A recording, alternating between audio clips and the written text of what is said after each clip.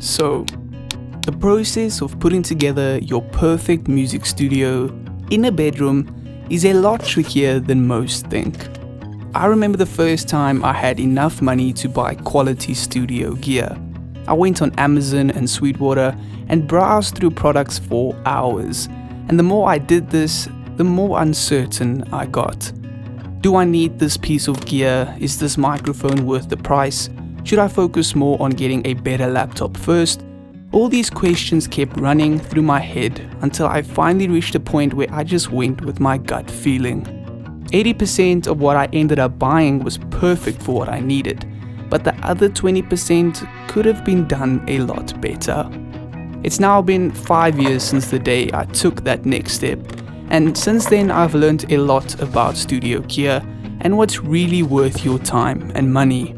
You might be in that same situation today that I was in 5 years ago, but this time I'm here to guide you and hopefully help you put together the perfect bedroom studio setup.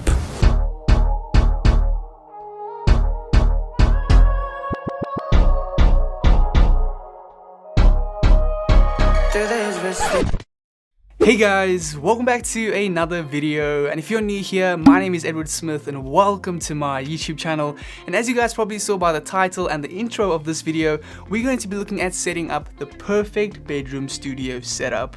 Before we jump into things though, I'd first like to ask you to please smash that subscribe button down below if you haven't already, especially if you are someone interested in home studio gear and home studio setups, because that is what this channel is all about. Secondly, the links of all the products that we're going to be going through in today's video will be down in the description below. But without any further ado, let's get into the gear that I've chosen for my perfect bedroom studio setup. So the first piece of gear that I've picked that's probably the most important for our bedroom studio setup is my laptop. And in your case, you can have a laptop or PC, you can go for Mac or Windows, it all depends on you. But in my case, I've gone for the Dell XPS 9570, which has 32 gigabytes of RAM, a terabyte SSD, and an i7 processor. Those are the three key main things you need to focus on when picking a laptop or PC for your music production setup, because you're going to need a lot of RAM to run all your plugins, you're going to need a lot of space and hard drive space to have all those plugins and instruments, and your i7 or i5 processor needs to be that in-between link to make everything run smoothly and all together. So in my case, I use a Dell. You do not have to use a Dell or anything like that. Just focus on getting a good amount of RAM, a good amount of hard drive space, and a good CPU to make everything click together. The next piece of gear that is just as important as my laptop for my bedroom studio setup is my music production software, or DAW. And in my case, I use Cubase. You don't have to use Cubase at all. All music production softwares and DAWs kind of do the same thing, so it's all pretty much a preference thing.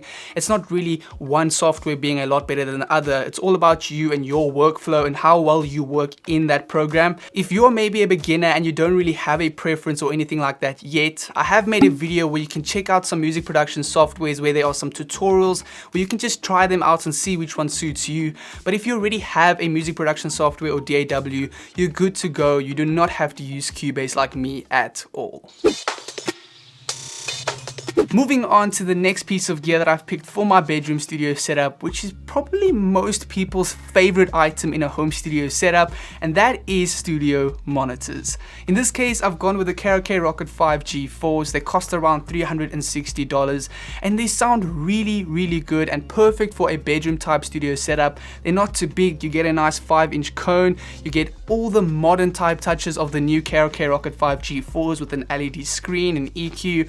It's really just a good sounding pair of studio monitors that are going to be great for when you're mixing and mastering, and for a nice overall perspective in terms of what your mixes and masters sound like. Moving on to the next item for my bedroom studio setup, which is a piece of gear a lot of us also enjoy getting in our home studio setup and playing around with, especially if you are a producer, and that is a MIDI keyboard. And in this case, I've gone with the Nectar LX49 Plus. I've had this MIDI keyboard for around 2 years now. I've tested a lot of other MIDI keyboards like the Arteria and Akai, and they're all great MIDI keyboards, don't get me wrong, but I still come back to this Nectar LX49 Plus, firstly because the price is amazing for what you get. You get all the features from faders to knobs to pads. The keys are very, very good, and it also has a transpose feature for those of you that aren't piano players, and you know, if you want to play a C and you just want to push a few buttons down and then go to maybe an A or even a G, you know, you don't have to play that chord. You can just keep playing the C and just transpose up and down in semitones, which is something that a lot of these other MIDI keyboards don't have. So for me, I love this MIDI keyboard. It always gets the job done. It can do so much, and it's so well priced.